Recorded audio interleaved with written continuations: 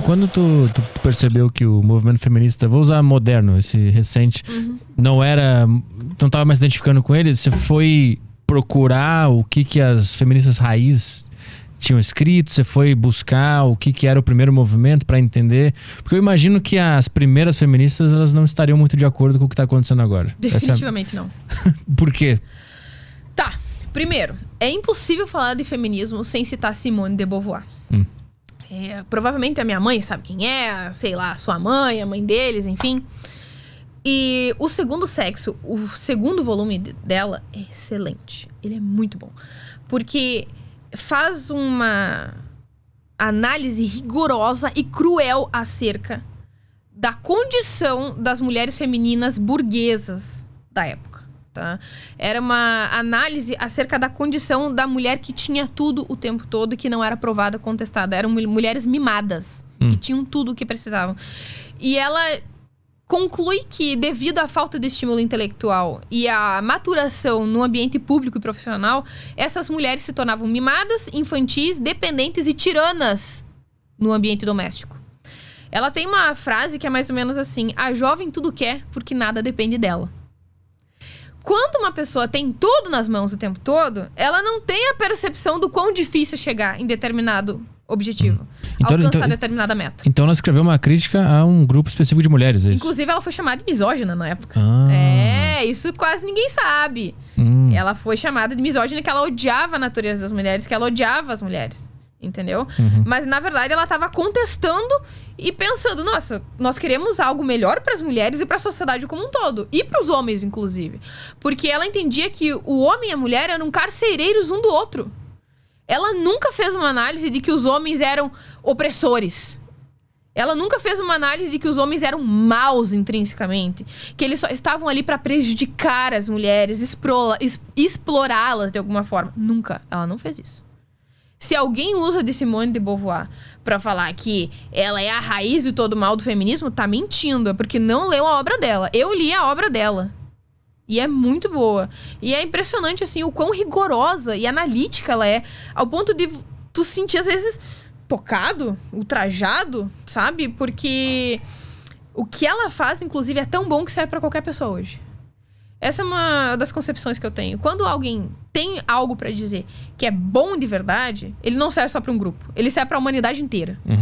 E essa é a obra da Simone de Beauvoir. Então ela começa criticando essas mulheres burguesas que estavam, de certa forma, diminuindo a qualidade das mulheres. Isso, é isso? Isso. É como se as mulheres burguesas estivessem numa condição socioeconômica de segurança e de facilidades que as tornavam mimadas, dependentes, alienadas.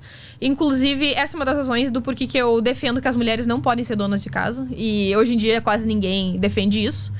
É considerado um autoritarismo. Você está querendo interferir na liberdade das mulheres. Você é uma feminista autoritária, não sei o quê. Eu sou contra, tá? Eu tenho várias razões para me posicionar contra isso. E uma delas é justamente esse fator de alienação da mulher em casa.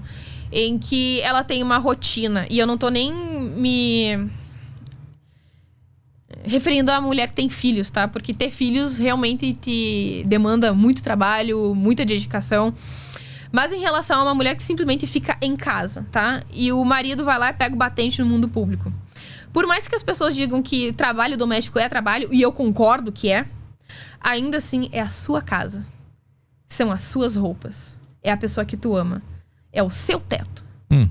Tu não precisa sair de casa pra trabalhar, pegar transporte público, se submeter a abuso, calor, infraestrutura desagradável, violência, chefe pau no cu, assédio no trabalho, chefe exigente, competitividade dentro do ambiente de trabalho. Tu tá protegida no teu lar.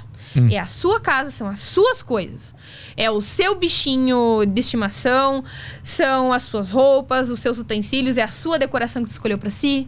O teu ponto é que isso infantiliza a pessoa. Entendi. E tem outros motivos, como por exemplo também, ela começa a se tornar exigente demais com o marido. Em que se ela não tem alguma coisa, a culpa é dele. Entendeu? Se ele não dá alguma coisa que ela quer, é porque ele não trabalhou o suficiente. Ele sempre tá numa posição de dever alguma coisa pra mulher. Então, eu não tô dizendo que a maioria das mulheres não trabalham no Brasil e tal. Eu tô me posicionando que eu sou contra uma mulher que só vive sendo dona de casa. Porque ela se torna alienada, inclusive, pra se compadecer com a situação de uma empregada doméstica. Pra se compadecer com uma pessoa pobre ou mesmo um pedreiro. Ela não sabe o que tá ali. Ela teve tudo sempre nas mãos o tempo todo. E não são somente mulheres ricas que têm essa vida, não, tá? Tem mulheres de classe média ou classe média um pouquinho mais baixa que tem essa sorte, esse privilégio de ter um homem que vai lá, pega o batente, que trabalha, acorda cedo, pega transporte público, lida com o chefe, sabe? Lida com competitividade intraprofissional. Tudo isso é muito difícil. E como não dizer que não existe uma certa proteção? Porque a mulher, desde sempre, ela foi vista o quê? Como um ser, um indivíduo, que o seu habitat natural é o lar, é o ambiente privado. O ambiente da mulher é privado. O ambiente masculino é público, tá? O ambiente público é dos homens. E ali existem também as regras dos homens. Quando que isso começa a mudar? Quando as mulheres passam a participar desse ambiente público também. Então, a única coisa que importa não são apenas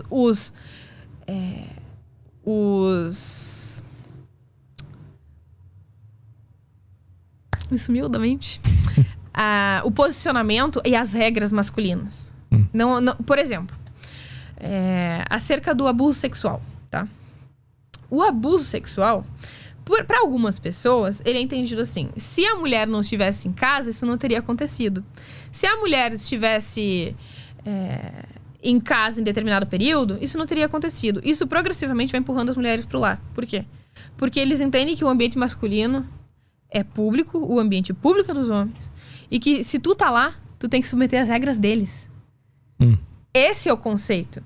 Se o ambiente público é dos homens, a sujeição que tu deve é a eles. Porque as regras são deles. Se tu quer mudar as regras do jogo, tu precisa participar delas também. Tu tem que, em dada medida, validar essas regras, se sujeitar a elas, mas também reformá-las a partir do momento que tu passa a participar desse ambiente. E aí, voltando a esse caso da mulher que fica em casa. Aí, o marido trabalha, ele dorme 4 horas por dia. Ele fica estressado, aflito, sem percepção de futuro, enquanto simplesmente eles poderiam ter 2 pessoas trabalhando. 2 pessoas contribuindo para a renda. Melhorando a qualidade de ambos, melhorando a qualidade da vida dos filhos. Tendo mais dinheiro, talvez, para fazer umas férias, para viajar, enfim.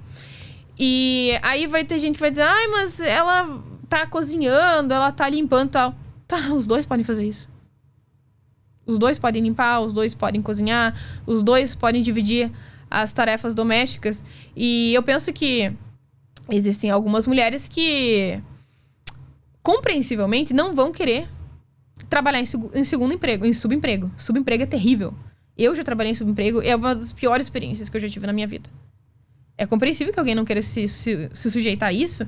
Inclusive, nas organizações internacionais, eles pontuam o Brasil como um dos piores países do mundo para se trabalhar.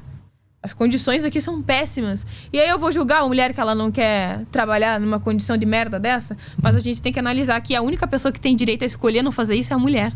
Sim. E isso que ninguém entende. Essa é uma vantagem, é um privilégio que a mulher tem. Porque quando o movimento feminista fala: ai, a mulher ela pode ficar em casa se ela quiser, mas ninguém fala isso do homem. Se o homem quer ficar em casa, quem é que vai sustentar o lar? Ninguém. Ou vocês acham que uma mulher vai se sujeitar a sustentar um cara que fica só limpando a casa? Tem mulheres que aceitam, que tem um posicionamento mais à frente, mais progressista, e que aceitam. Inclusive, tem inúmeros homens que gostariam de ser... de trocar. Donas de casa, né? Serem donos de casa, ficarem na vida doméstica. Mas a questão é que quem tem privilégio ainda hoje, no Brasil pelo menos, são as mulheres. Aí... tudo bem, então já que ela não quer se submeter ao subemprego, por que tu não usa desse privilégio que esse homem tá te oferecendo agora e estuda? Estuda. Busca um trabalho melhor para ter uma profissão melhor. Aproveita esse privilégio para crescer enquanto pessoa. Crescer profissionalmente. Para se tornar uma pessoa mais virtuosa do que tu é até então. Ou tu vai usar toda a sua existência para criar gordura. E eu não digo gordura física, mas essa gordura intelectual. Em que tu joga os teus dias e os teus anos fora. A gente tem que justificar a nossa vida aqui na Terra nos melhorando. Pra melhorar a vida dos outros. Inclusive do seu marido, dos seus filhos, da tua comunidade, do teu país. Tu tá aqui só pra fazer passagem? É isso? Só pra viver cada dia como se fosse o mesmo pra sempre? Sabe? Todos os dias são iguais? Não. Tu tá aqui pra crescer, mulher. Ah, que nem tem um meme que fala: veste um top, mulher, sabe? Sai caminhar, sai correr, faz alguma coisa na sua vida, entendeu?